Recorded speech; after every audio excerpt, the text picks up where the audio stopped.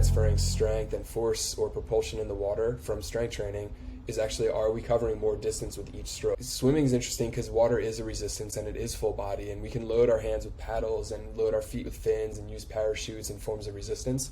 So there's ways to strength train in the water, but there's also benefits of strength training on land. And when people are getting stronger, they're taking fewer strokes per length, or they're going faster at the same stroke rate, or they're able to take more strokes and go faster. There's a couple of ways to look at that and a couple of ways to measure it. And that's a big thing actually when I talk strength training with swimmers, is we're going to reduce your stroke count to a degree.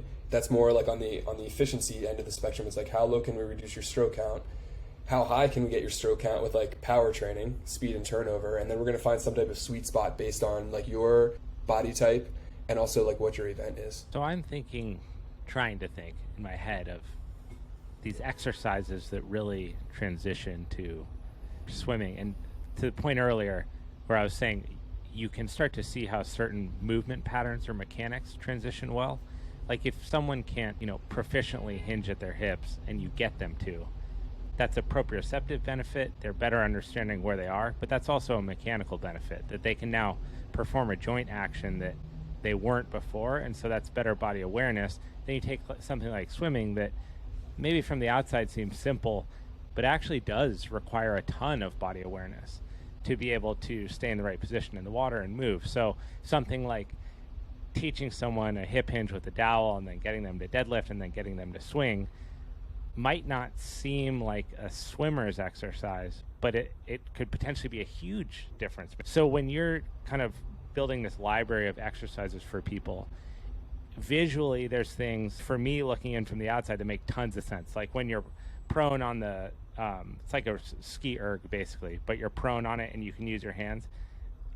Swim erg. Yeah, you swim erg. Cardiovascularly, you're getting your heart rate up through motions with your arms. You have resistance because your body's moving. So I'm like, okay, that makes total sense. What are some of the exercises that you feel like might not be as easy to transfer to swimming visually, but are really big payoffs for people looking to get into strength training specific to benefiting their? Well, we're going to start with the basics, and you should be squatting and deadlifting, pushing and pulling.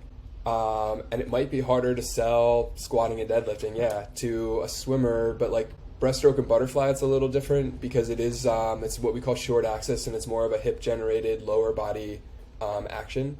Yep. So we can draw some parallels there. And if we just talk to your point of like, first I want to establish function. So like we need to make sure like you can get your arm into full flexion overhead. You can get into a hip hinge because you're going to need all those joint actions are joint actions. The human body can only do so many things. We all have the same anatomy. So let's first establish that all those things work. Your hardware works the way it's supposed to. And then we want to make those patterns strong and powerful. And the best way to do that is just the basics, squatting and deadlifting, pushing and pulling. We can get into swim specificity, and the swimmer from Vasa is a terrific product and a very specific way to be able to load that posture and that pattern. But that's built on a foundation of like pull-ups and rows and planking and core positioning. And we're going to reinforce it with products like that where, I don't know, that's an interesting product because we can work on technique and reinforce technique positions. There's some potentiation things with being able to like really emphasize power on those devices, and then you can also use it for energy system work. So wow, that's a part of it, but it's also a lot of the basics of, just the 6 or 7 core movements that everybody should be doing, the big patterns, and getting as strong and as powerful as possible. And then the specificity of swimming comes more in the water.